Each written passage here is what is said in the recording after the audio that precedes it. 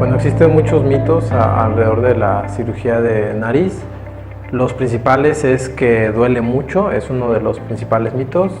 Otra es que se les forman a todos los pacientes moretes bajo los ojos. Y otra es que se les tiene que tapar la nariz. Yo creo que esos son los tres principales mitos.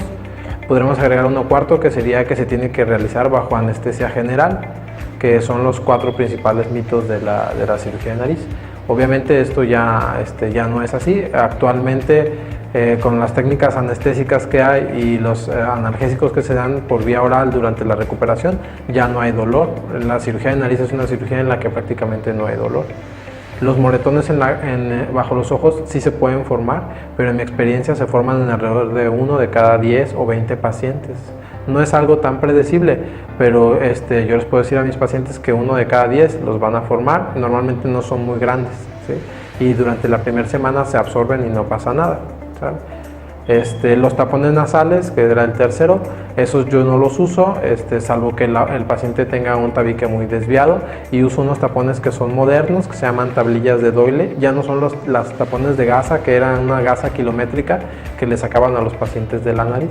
Ahora actualmente ya esos tapones ya no se usan. Se dan unas suturas especiales para regresar la piel a su lugar, entonces permite que el paciente se vaya a casa respirando por su nariz y sin tapones. Y el último es el de la anestesia. La mayoría de los pacientes son candidatos a realizar la cirugía bajo anestesia local y sedación. ¿Qué es la anestesia local y sedación? El paciente se le pasa por vía intravenosa medicamentos para que se quede muy dormido, pero no tanto como para que deje de respirar. Y cuando está muy dormido se le hace un bloqueo en la nariz. Ya que está bloqueada su nariz, entonces ya se hace la cirugía y el paciente no siente nada. Habrá uno que otro paciente que tal vez tenga algo que se llama apnea del sueño, que son pacientes que cuando se duermen se bloquean, y esos pacientes es mejor operarlos bajo anestesia general. Pero yo creo que esos son los 4 principales mitos de la cirugía de nariz.